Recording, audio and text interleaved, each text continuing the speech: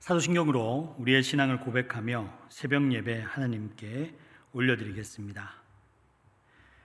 전능하사 천지를 만드신 하나님 아버지를 내가 믿사오며 그 외아들 우리 주 예수 그리스도를 믿사오니 이는 성령으로 잉태하사 동정녀 마리아에게 나시고 본디오 빌라도에게 고난을 받으사 십자가에 못 박혀 죽으시고 장사한 지 사흘 만에 죽은 자 가운데서 다시 살아나시며 하늘에 오르사 전능하신 하나님 우편에 앉아 계시다가 저리로서 산자와 죽은 자를 심판하러 오시리라. 성령을 믿사오며 거룩한 공예와 성도가 서로 교통하는 것과 죄를 사하여 주시는 것과 몸이 다시 사는 것과 영원히 사는 것을 믿사옵나이다. 아멘.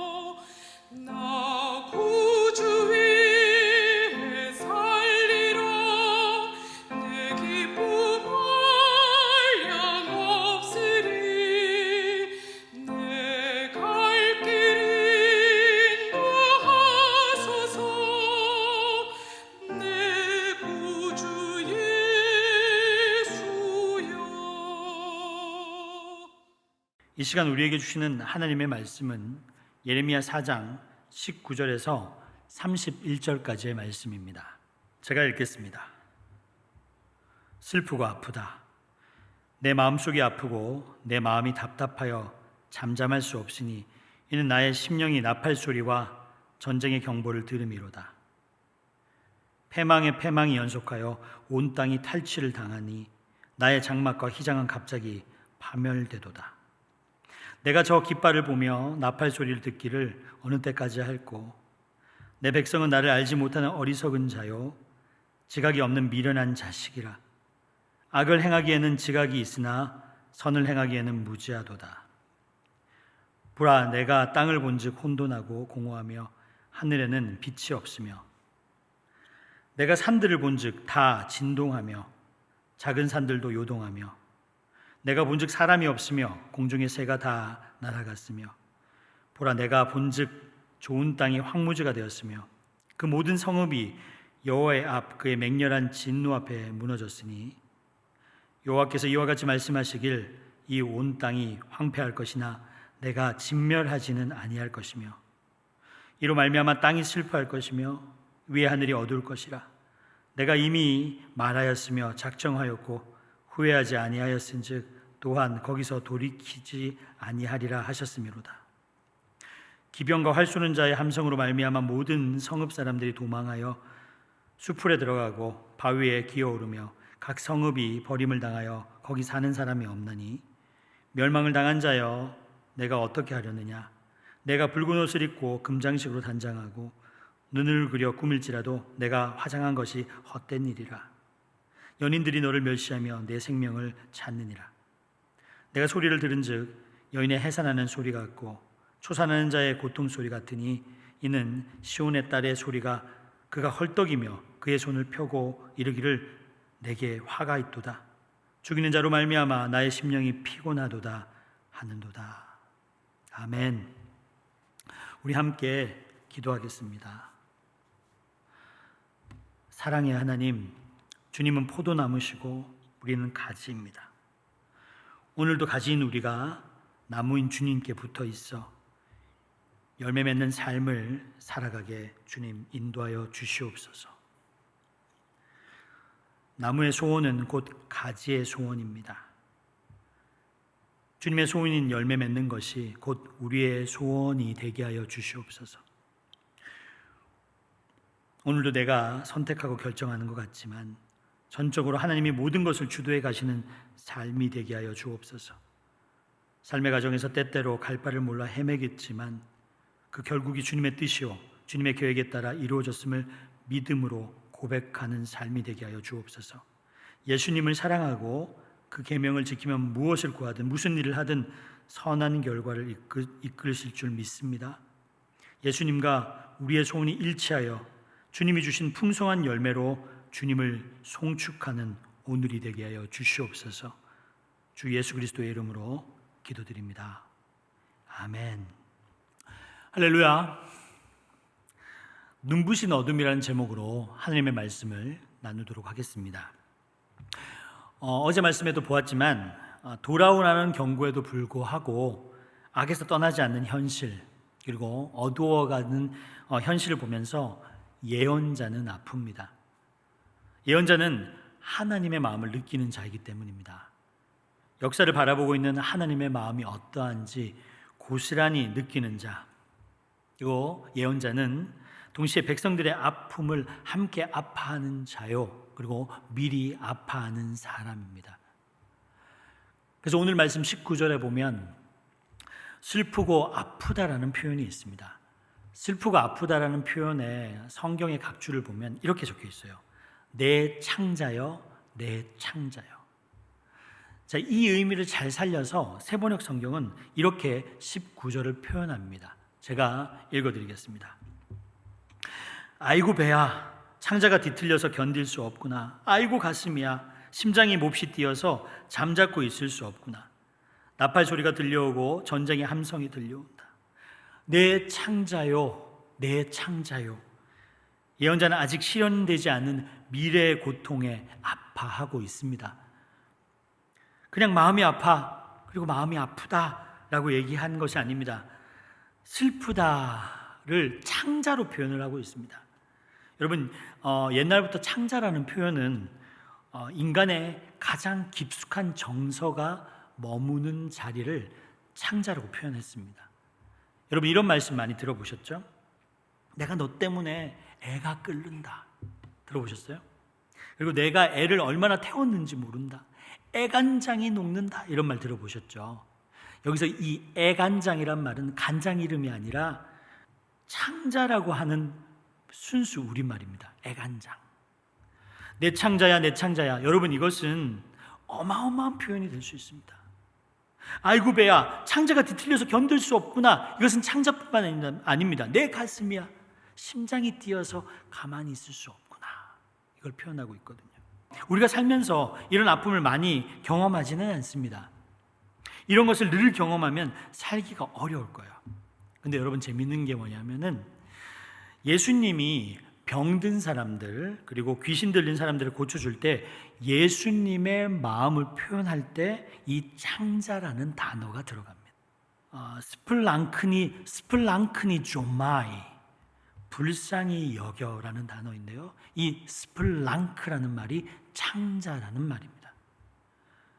병든 사람을 볼 때 예수님이 아유 안 됐어 어쩌다 그렇게 되었냐라고 본 것이 아니라 그 사람을 보면서 당신의 애가 끓는 그 마음으로 그 사람을 봤다는 겁니다. 스플랑클리 조마이, 불쌍히 여겼다. 창자가 끊어지는 마음으로 그 사람을 보았다. 이렇게 적어 놓았어요. 예수 그리스도를 통해서 나타난 어떤 치유의 이적이라는 것은 어떻게 시작되냐면 이 스플랑클리 조마이, 이 애끓는 마음으로부터 시작되었다는 것을 여러분 믿으시기를 바랍니다. 예수님을 만난 사람들이 저분은 하나님의 아들이시오 라고 표현한 이유가 있습니다. 왜냐하면 그렇게 얘기할 수밖에 없는 까닭은 그분이 남달라 보였기 때문입니다. 그들이 본 것은 뭐냐면 그분의 말할 수 없는 큰 존재를 느낄 수밖에 없었습니다. 하나님은 외부가 없습니다. 이미지가 없잖아요. 모든 것을 다 감싸 안고 있기 때문에 예수님을 통해서 사람들이 느끼는 것은 뭐냐면 가없는 큰 세계, 모든 슬픔, 모든 고통을 다 품고 있는 그 세계를 느끼게 되는 거예요. 그래서 우리는 은혜라고도 얘기하고, 세상의 모든 아픔, 슬픔, 이것을 당신 속에서 느끼고 짊어지고 해결하려고 했던 분이 바로 예수 그리스도이심을 여러분 믿으시길 바랍니다. 우리에게 어둠이 주어진 것이 아니라 그 어둠 속에서 우리를 건져내어 기이한 빛으로 인도하도록, 그리고 어둠을 뚫고 눈부신 어둠을 볼 수 있도록 하신 것이 바로 예수 그리스도이십니다. 사랑하는 성도 여러분, 그리스도인이 된다는 것은 이웃의 아픔, 그리고 시대의 아픔을 그리스도와 함께 공감하고 아파하는 마음을 지니게 되는 것, 이것이 그리스도인이 된다는 것을 여러분 아시기 바랍니다. 오늘 말씀 19절에서 22절의 말씀은 예언자가 얼마나 시대 때문에 아파했는지 미리 예언자가 아파했다는 것을 보여줬다면, 23절부터 31절은 예언자가 지금 보고 있는 현실을 이야기하고 있습니다. 23절부터 26절을 보면 23절에 처음에 보라가 나옵니다. 그리고 24절에 보면 산들을 본즉, 25절에 내가 본즉, 26절에 보라라는 말이 나옵니다. 보라라는 말이 반복되고 있다는 것을 우리가 알 수가 있죠. 이것은 예언자가 보는 자이기 때문입니다. 보라라는 말이 계속 나온다는 것은 세상이 보지 못하고 있다는 것을 반증하기도 합니다. 예언자가 보고 있다는 것을 그들은 보지 못하고 있다. 예언자는 지금 보고 있어요. 그는 미래의 전쟁이 만들어내고 있을 그 살풍경의 모습을 보고 있습니다. 땅이 혼돈하고 공허하게 변한답니다. 빛이 없답니다. 전쟁이라는 것은 하나님이 질서 있게 만들어 조화를 이루고 있었던 코스모스가 카오스라고 얘기하는 혼돈으로 돌아감을 이야기합니다. 하나님의 창조를 뒤집고 있는 그 현실을 이야기하는 겁니다. 그것이 어떻게 야기되었느냐? 인간의 죄를 통해서 만들어진 참상을 전쟁으로 보여주고 있다는 겁니다. 하늘에는 빛이 없습니다. 산들은 진동합니다. 언덕은 요동합니다. 그리고 사람들이 북적거려야 할 곳에 사람이 없습니다. 무아지경입니다. 심지어 하늘에 새조차 없어져 버렸습니다. 전쟁으로 말미암아 사람도 사라지고 공중에 나는 새조차 없는 그때가 올 거다. 그 좋았던 땅이 황무지로 변하게 될 것이다. 성읍조차 다 무너지게 될 것이다. 근데 우리가 봐야 될 것은 이대로 끝난 것은 아니라는 겁니다. 전쟁의 모습을 보여주시면서 하나님께서 이대는 끝난 것이 아니라고 얘기하는 표현이 있습니다. 27절입니다. 27절 이렇게 이야기합니다. 여호와께서 이와 같이 말씀하시기를 온 땅이 황폐할 것이나 내가 진멸하지는 아니할 것이며, 하나님의 심판은 완전한 파괴를 의도한 것이 아니에요. 언제나 하나님은 파괴 속에서 희망이 자라도록 만드십니다. 그래서 희망이라는 것은 언제나 전면적으로 다가오지는 않습니다. 모두에게 희망은 없어요. 하지만 작게 희망은 피어납니다. 대지에서 싹이 타는 것처럼 희망이라는 것은 작게 다가오는 것입니다. 성경에서 예언자를 통해서 주어진 희망이라는 것은 어떻게 오냐 하면은 남은 자들을 통해서 옵니다. 정말 혼돈과 흑암 속에 있을 때 그 공허함 속에 있을 때도 여호와의 뜻을 붙잡으려고 하는 사람들, 언제나 역사의 흐름이 이쪽으로 흐르고 있을 때 그 역사의 흐름을 거슬러서 그 역사에 매몰되지 않고 하나님을 바라보고 있는 남은 자들을 통해서, 구루터기를 통해서 새로운 희망이 시작되는 것을 여러분 믿으시기를 바랍니다. 하나님은 대중들과 일할 때보다도 그들 가운데 남아있는 소수의 사람들을 통해서 일하실 때가 많기 때문에 그들은 어쩌면 언제나 외로움이라는 운명 속에 있다고 얘기할 수도 있습니다. 사랑하는 성도 여러분, 그리스도인의 삶이라는 것은 하나님의 마음을 향한 순례입니다. 하나님의 마음을 내가 알아차리는데 그치는 것이 아니라 마음의 일치를 이루는 것, 이게 우리의 신앙생활의 목표가 되어야 합니다. 사랑하는 성도 여러분, 스프랑클리 주마이, 그리스도와 함께 이웃과 시대의 아픔을 함께 아파하십시오.